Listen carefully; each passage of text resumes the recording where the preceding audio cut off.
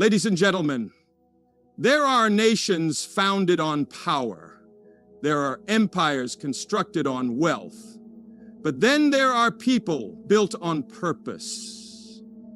You can sanction power. Iran's strength is often misjudged by those who evaluate power solely through tanks, missiles, and economic leverage. To truly grasp why Iran remains defiant despite immense pressure, you must look beyond its arsenal. You must look at its purpose. Power can be challenged, toppled, even destroyed. But purpose, when rooted in faith, history, and a profound sense of national identity, becomes a force that transcends the battlefield. Iran is a nation shaped by centuries of endurance, from the ancient Persian empires to the present-day Islamic Republic. Its people have survived invasions, betrayals, revolutions, and isolation. Yet through every trial, they have never relinquished their conviction that they belong to something greater, something guided by divine will and spiritual perseverance. This purpose is not merely political, it is existential.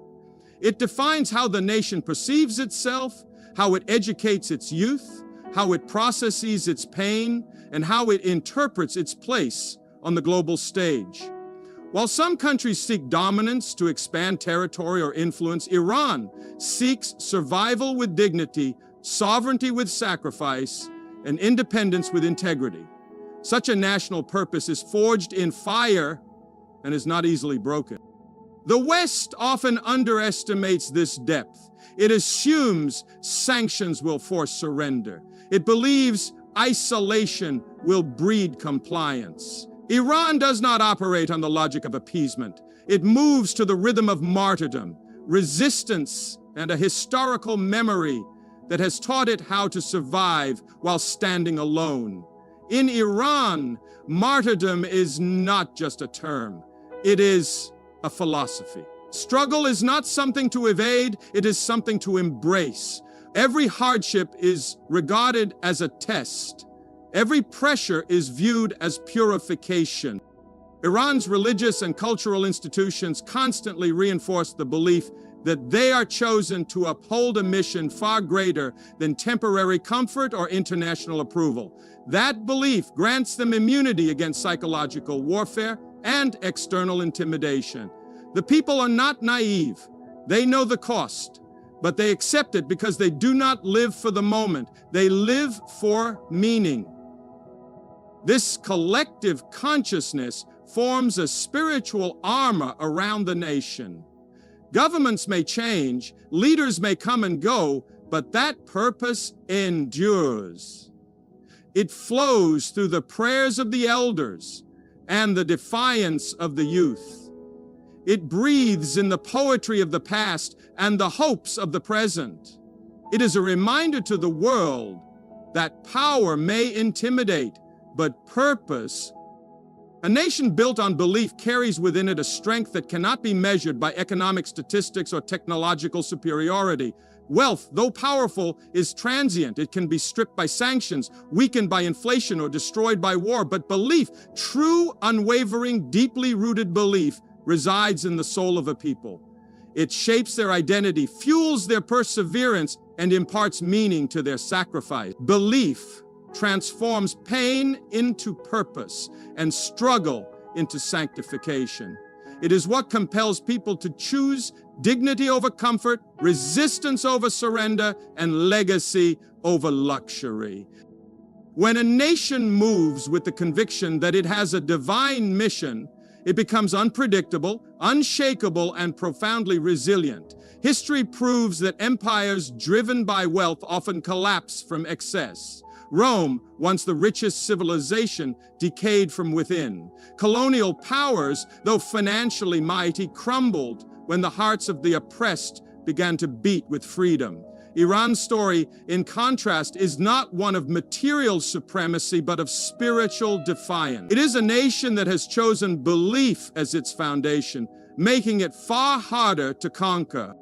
Generations of Iranians have grown up understanding that survival may demand sacrifice and that submission is not an option when the soul refuses to bow. Belief strengthens a nation in ways money never can. It creates unity that cannot be purchased, courage that cannot be imposed, and patience that defies reason. Wealth tends to seek comfort and convenience, but belief seeks meaning and truth, even in suffering. A population that believes in the sanctity of its mission is prepared to endure hardship, not as punishment, but as purification. While the West may measure progress by GDP or military expenditure, nations like Iran measure it by their endurance amid hostility and their ability to retain their identity through fire and storm. A wealthy nation might collapse when its economy falters. A nation rooted in belief, however, draws strength from the very challenges meant to break it. Bombs may destroy buildings, but they cannot destroy conviction. Sanctions may choke resources, but they cannot suffocate resolve. Isolation may restrict trade, but it only strengthens internal unity when people believe they endure for a higher cause. That is why belief is the ultimate defense, not because it denies reality, but because it gives reality purpose. It does not buckle under pressure. It grows. It hardens. It prepares the people for a destiny beyond this world. Pain and suffering have been central to Iran's historical identity, not as symbols of defeat, but as catalysts for transformation. Over centuries, Iran has endured the trauma of invasions, internal strife, revolutions, and economic isolation. Each of these moments brought not only hardship, but also a refining fire that molded the Iranian spirit into one of defiance. Unlike nations that break under pressure, Iran has used adversity as a tool for self-realization. The more it has been pressed, the more resolute it has become to preserve its dignity and independence. This national character is not accidental. It is cultivated through generations of resistance, remembrance, and deeply rooted cultural values. When the West imposed sanctions, expecting submission, it encountered a population that had already mastered survival amid scarcity. When political isolation was wielded as a weapon, it only deepened Iran's internal cohesion and turned its focus inward, allowing it to develop its own technologies, industries, and systems of thought. Pain did not paralyze the people, it prepared them. Suffering did not silence them, it gave voice to poetry, protest, and unwavering conviction. Every attempt to crush Iran's spirit only taught its people how to rise stronger, wiser, and more unified. Throughout Iran's modern history, especially after 1979, the narrative has never been one of ease. The Islamic Revolution itself was born from decades of dictatorship, Western interference, and cultural erasure. Yet the people chose to bleed rather than bow. That pattern continues. Whether through the war with Iraq, crippling sanctions, or targeted assassinations, Iran's national consciousness has developed an almost spiritual interpretation. It is not seen as a curse, but as a divine trial, a process by which the weak are separated from the faithful. This theology of hardship strengthens not only belief, but behavior. It creates discipline in chaos, resolve in fear, and vision in global confusion. In Iranian society, stories of sacrifice are not hidden, they are honored. Martyrs are remembered not as victims, but as heroes who proved the worth of their ideals through death. Pain has thus become a language people understand, a language that binds them to one another, to their past, and to a larger purpose. This collective memory of hardship reinforces the nation's refusal to be dictated to or defined by external forces. While others seek to avoid discomfort at all costs, Iran has been shaped by it. That shaping has not made it fragile, it has made it unbreakable. The real threat Iran poses to the West is not its weapons, but its mindset. Missiles can be intercepted. Nuclear ambitions can be delayed. Military bases can be bombed. But a mindset, A national consciousness forged in resistance, fueled by ideology and driven by unwavering conviction, cannot be disarmed by force. Iran's strategic power lies in the way its people think, in the way its leadership interprets global hostility, and in the collective mentality that sees opposition not as a deterrent, but as motivation. While Western powers focus on firepower and sanctions, Iran focuses on narrative, ideology, and the psychology of endurance. This makes it an opponent not only difficult to defeat militarily, but nearly impossible to demoralize. At the core of Iran's mindset is the belief that sovereignty is sacred and submission is betrayal. It is this refusal to bend that unsettles Western policymakers the most. Iran does not view compromise as progress. It sees it as contamination. Its ideological foundation, especially after the Islamic Revolution, is built on self-reliance, resistance to imperialism, and the conviction that Western domination, whether cultural, economic, or military, must be rejected at all costs. This is not mere rhetoric. It is a deeply ingrained belief system passed down through generations, embedded in education, media, politics, and religious institutions. It shapes how the average Iranian views the world, not through the lens of fear, but through the lens of moral duty. This mindset renders traditional tools of international pressure, such as sanctions, isolation, or even covert sabotage, far less effective. While other nations might recalibrate their foreign policy in response to economic pressure or diplomatic threats, Iran often doubles down. It absorbs the impact, frames it as evidence of righteousness, and transforms the experience into another chapter of national resilience. The country's leadership doesn't simply react to threats, it philosophically interprets them, drawing on centuries of history to frame current struggles as part of a divine test or a civilizational mission, an extraordinary capacity to outlast, endure, and persist long after its adversaries expected to collapse. Moreover, this mindset has inspired movements and resistance groups beyond Iran's borders. Iran doesn't just export weapons, it empowers others not only to fight, but to believe. That psychological influence, the ability to awaken ideological loyalty and inspire defiance among oppressed populations, is what makes Iran a threat that cannot be neutralized with tanks or treaties.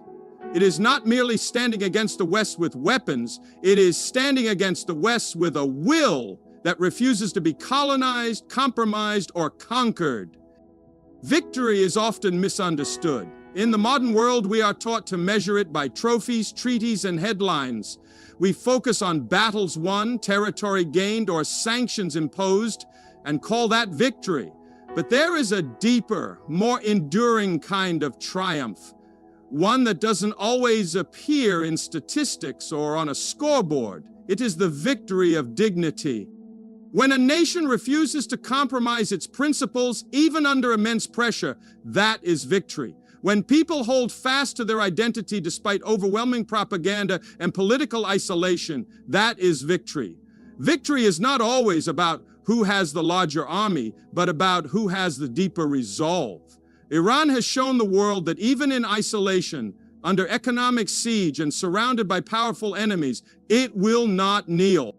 That refusal to surrender is a form of victory far more potent than any fleeting military success. You can defeat an enemy physically, but if they rise from the ashes with their dignity intact, your victory is hollow. Iran's posture on the global stage is not about boasting strength through weaponry, but demonstrating that true power is the ability to endure without losing self-respect. Dignity is not arrogance. It is the quiet, unshakable awareness of one's worth. While other nations might crumble internally when faced with global pressure, Iran has maintained a unified spirit that draws strength from a shared understanding of sacrifice and resistance. Even when outnumbered or outgunned, It never sees itself as inferior. That is because its battle is not just fought with bullets and ballots. It is fought with belief. The world often views submission as smart politics, but Iran has chosen a different path. It would rather suffer than sell its soul. It would rather be isolated than enslaved. This is not recklessness, it is resilience. Nations that measure victory solely by battlefield achievements may dominate for a moment, but are often forgotten when the balance of power shifts. But a nation that carries its dignity through fire leaves a legacy. That kind of victory inspires others. It ignites movements.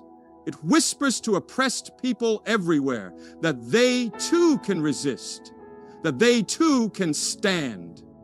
The battlefield may silence guns, but cannot extinguish spirit, and the spirit of a dignified people is a flame even war cannot put out. True victory is when a nation walks through fire and still refuses to bow its head. Divine purpose is not just a belief, it is a force that transforms ordinary struggle into a sacred mission. When a nation believes its existence is tied to something beyond political ambition or material wealth, it becomes unshakable. Its people do not live solely for comfort or convenience. They live for meaning, for duty, for the fulfillment of a calling that reaches beyond themselves. That belief imbues every action with gravity and every sacrifice with honor. Iran exemplifies this kind of national spirit. It has suffered isolation, war, and economic hardship, yet it continues to endure with a sense of purpose, rooted not in temporary gains, but in eternal meaning. When divine purpose fuels a nation, its people do not fear pain. They see trials as tests of faith, and resistance as obedience to a higher will. This spiritual orientation provides emotional armor against the psychological tactics of adversaries. While sanctions and threats may affect the body, they cannot touch the soul of a people who believe they are on a divinely ordained path. A sense of destiny flowing from divine purpose turns opposition into motivation and transforms survival into an act of worship. For such a nation, even defeat is not final. It is preparation for a greater victory yet to come. That kind of faith is not easily shaken by geopolitical shifts or foreign policy maneuvers. It is deeply embedded in the national consciousness, passed down through generations and reinforced through culture, religion, and education. A nation aligned with divine purpose also develops a unique kind of unity. Political divisions may exist, but when a higher calling is embraced by the masses, it overrides lesser concerns. People become more willing to endure hardships together, support one another, and prioritize the collective good over individual comfort. They become custodians of a mission rather than mere citizens of a state. Leadership, even when flawed, is tolerated if it is seen as safeguarding the divine trust. In this way, divine purpose not only strengthens resistance to external threats, but also solidifies internal cohesion. What perplexes many outside observers is how a nation like Iran can remain steadfast under relentless pressure. The answer lies in this sense of divine calling. Iran is not just defending territory, it is defending a truth it believes was authored by the Creator himself. That belief breeds resilience, because the people are not marching for politicians or policies, they are marching for a sacred vision. It is a force that converts oppression into purification and setbacks into stepping stones. No matter how long the struggle lasts, that purpose keeps the flame alive through every storm.